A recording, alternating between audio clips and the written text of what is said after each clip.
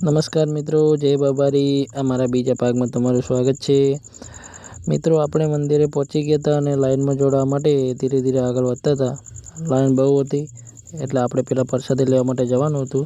તો મિત્રો, પ્રસાદી લઈ લીધી અને આપણે લાઈનમાં જોડાઈ ગયા હતા. લાઈનમાં જોડાવા સાથે જ આપણે જોયું કે બહુ લાંબી લાઈન લાગેલી હતી, આગળ બી પાછળ બી. અને મિત્રો, આપણે હવે મંદિરના ગેટ જોડે પહોંચવા આવ્યા હતા. લાઈન બહુ હતી, તમે જોઈ શકતા હશો વિડીયોમાં. મિત્રો, અમારા વિડીયોમાં બનાવી રહેજો, તમને રામાપીરના લાઈવ દર્શન કરાવશું. મિત્રો, આપણે ફાઇનલી મેન ગેટ જોડે પહોંચી ગયા હતા.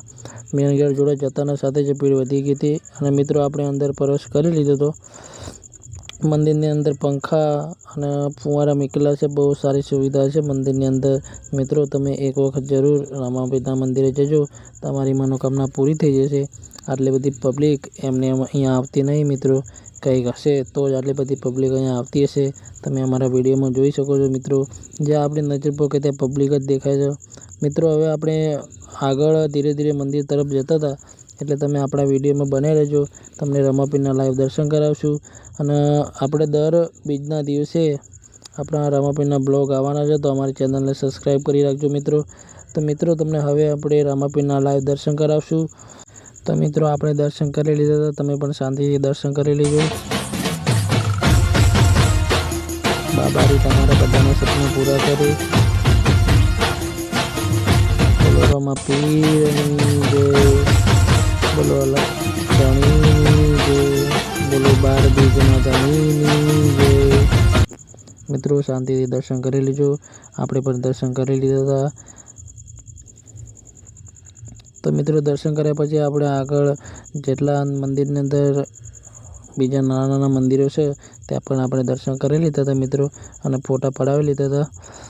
તો મિત્રો, આપણે દર્શન કરીને બહાર આવી ગયા હતા તળાવ જોડે. ત્યાં બહુ લોકો ફોટા પાડતા હતા એટલે આપણે પણ ત્યાં ફોટા પાડવા માટે થોડી વાર ઊભા રહ્યા અને ત્યાં આપણે પાણીમાં થોડી ઘડા રહ્યા અને પછી આપણે આવી ગયા બહાર માર્કેટમાં ખરીદી કરવા માટે.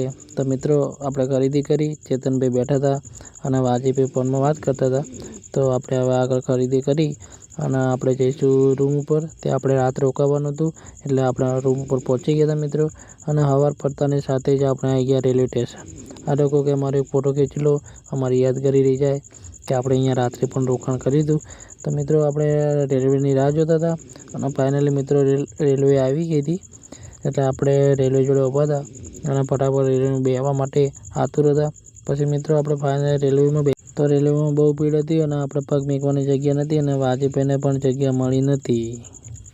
તો મિત્રો, આપણે દર્શન કરી લીધા હતા અને ટૂંક જ સમયમાં અમારો ત્રીજો ભાગ આવવાનો છે જોધપુર રેલવે સ્ટેશનનો. તો મિત્રો, જોવાનું ભૂલતા નહીં.